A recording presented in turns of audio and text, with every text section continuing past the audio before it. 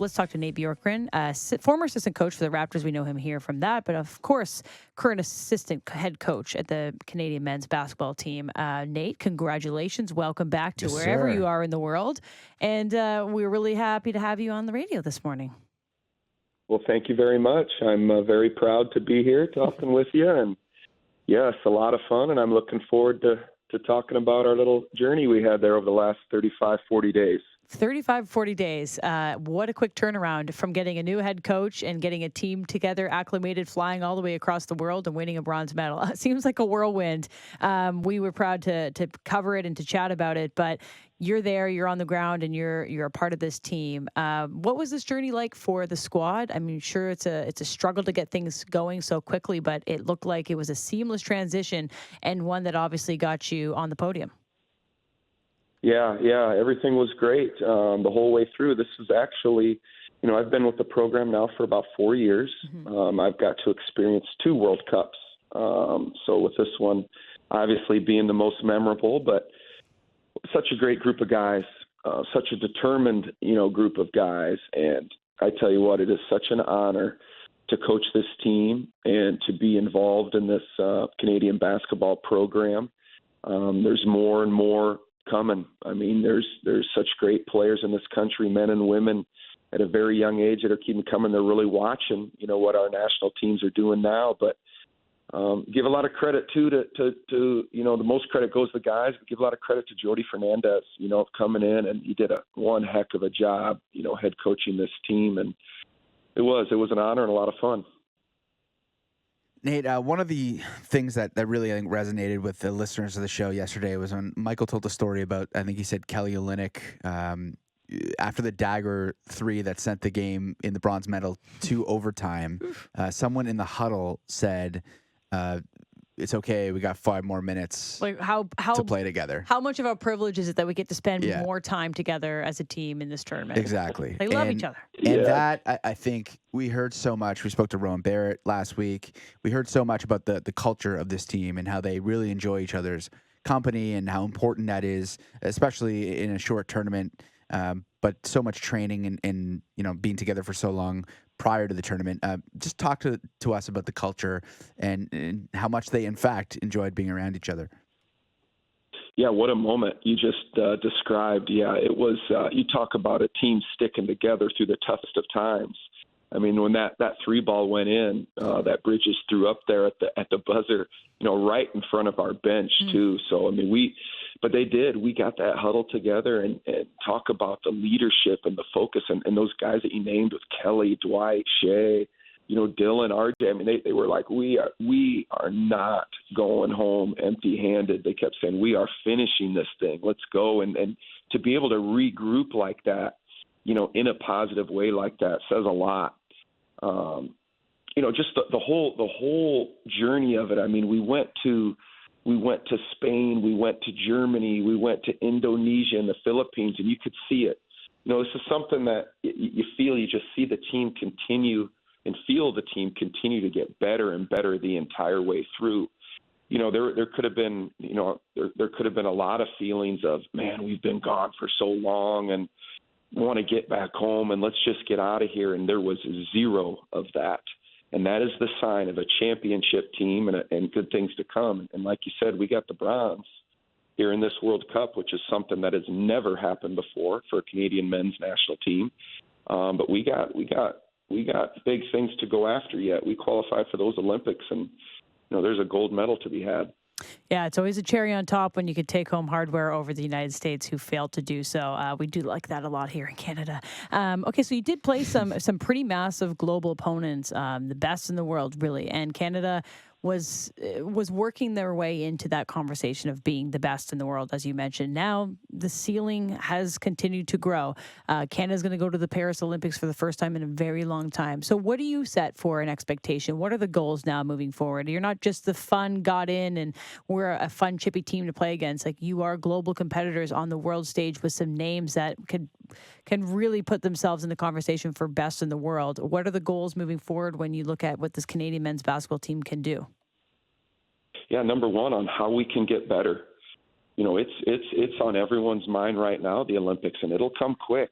I remember just, waiting for that first game of the World Cup against France. I mean, it seemed like, it was a long ways away, but things approach you very, very fast. And number one is just to continue to get better. And what we'll do a lot of, I'm sure of, is continue to, meet. I mean, everyone will be scattered across the world, like you said, playing in either the NBA or overseas on their teams, but we'll have Zoom meetings. We'll always have coaches meetings and just continue to find ways on how we can get better. But this might even have been a better answer on your previous question, but the guys their approach to the game and their approach to the Olympics coming up, it's I mean, they want it very badly. They're very professional. They're very smart.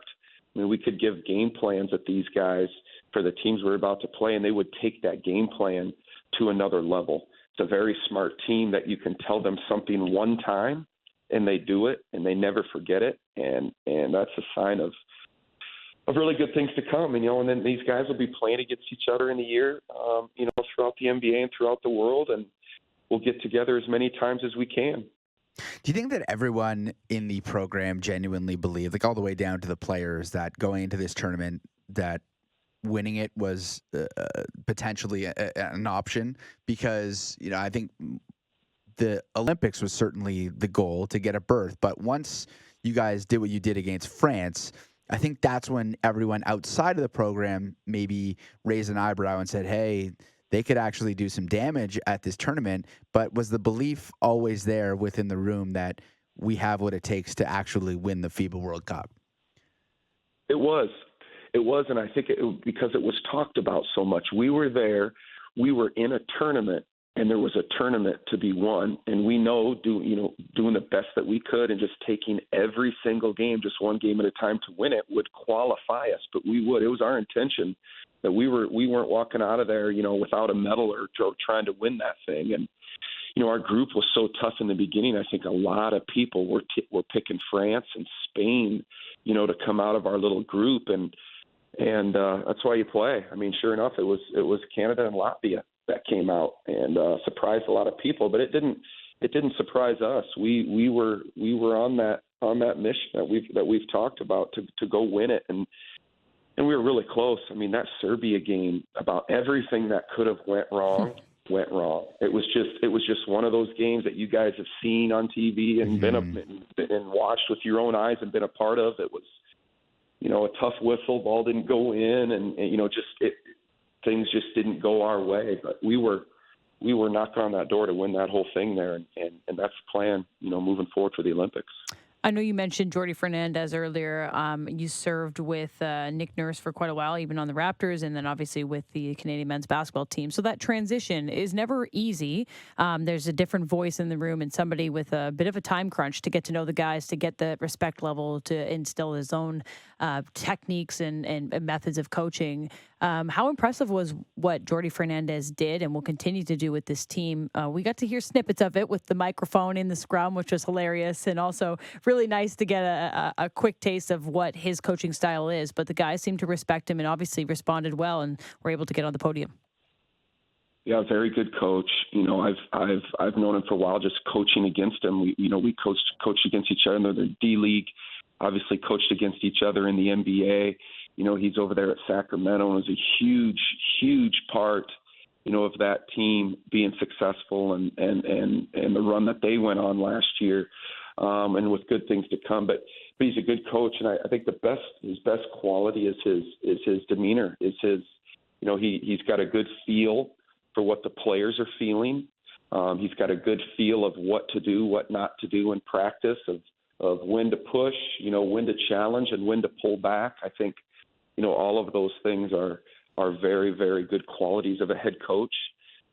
And, for him to step in like that and do what we did, and have the players really gravitate to him. I mean, it says a lot. He's on his way to, he's already proven how great of a coach he is, and he's going to be even better, and he'll be a head coach in the NBA very, very soon.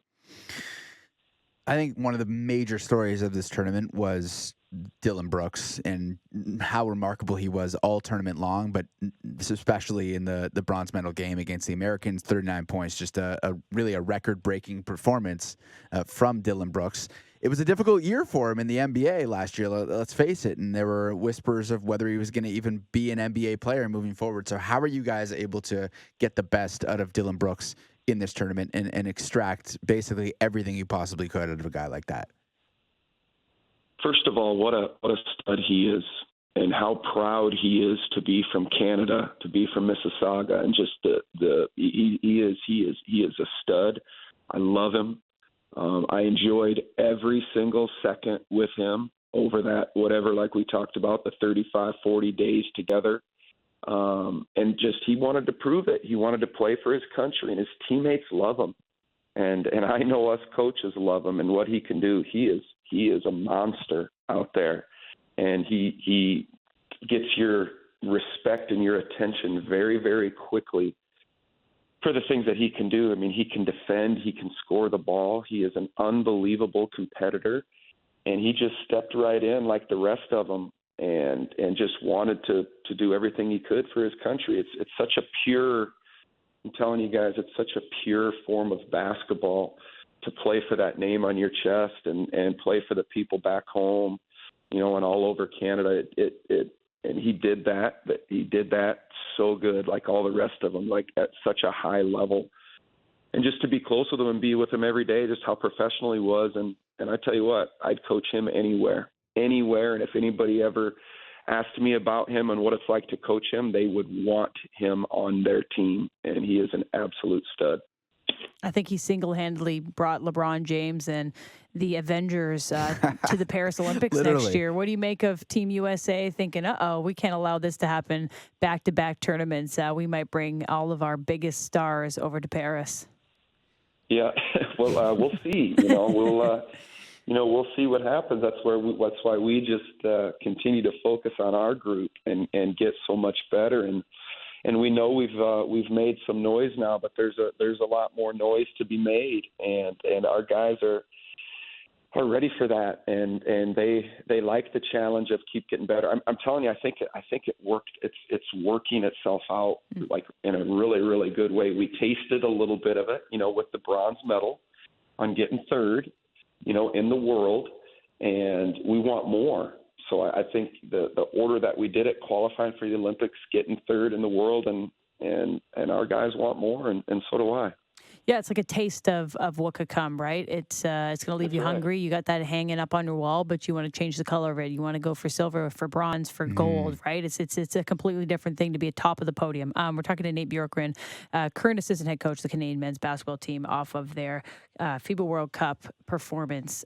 Shai, obviously, as a global name now, but he was a Canadian star first, and we loved him, and we got to appreciate what he did in the NBA. But now he's becoming the face of Canadian basketball. Not that I would have not wanted to see Jamal Murray there, but it almost worked in a way that Shai had his own moment. Shai had his moment to be the face for this tournament. And obviously with Jamal hopefully coming back from injury and being able to be there for the Paris Olympics, do you think it gave Shai like a platform that he might not have got if Jamal Murray was also there? I know, as I said, it would be great to see Jamal there. But Shai had a really, really big moment, a big tournament. And I think we've all fallen in love with the Shai Gilgeous-Alexander story even more so. And knowing that those two will both hopefully be on the team moving forward is just even better. Well, yeah, it's a good question. I mean, obviously, Jamal Murray, what a great player and coming fresh off of an NBA title. But I tell you what, Shai, he does some things out there that are unbelievable. I've been in the NBA, over 10 years, so I've been able to see some of the very, very best at it, obviously very, very up close. And he's right there. I mean, you talk about a first-team All-NBA player and a young man who just is really thirsty and striving to get better and better, on the court. But we saw glimpses of that before too. Like, remember last summer we were in Hamilton, we played the Dominican Republic. We had a couple window games. I think we beat Argentina in Victoria. these are the summer windows on qualifying for the World Cup. And in those games, he's just unbelievable. The way that he moves, the things that he can do on the floor. He can score it from the arc in the mid-range, get to the rim, get to the foul line, as you guys saw. But you talk about first-team All-NBA and first-team All-World Cup. I mean, this guy, those numbers are going to keep improving. He is that good. And it was his team, and he is that much of a stud, and the guys and all of us know it. It plays some beautiful basketball. We're proud to have him on our side, and we appreciate you coming on this morning. Congratulations again, Coach, and enjoy what's going to be a busy season headed into Paris, which is just really around the corner. Yeah. It is, and thanks, guys. Thanks for the phone call. Thanks for having me. I really enjoyed it, and talk anytime. I mean it. I love. My family and I have called Mississauga and downtown Toronto home over the last 5 years, and my son and daughter play basketball and other sports there, and we absolutely love it.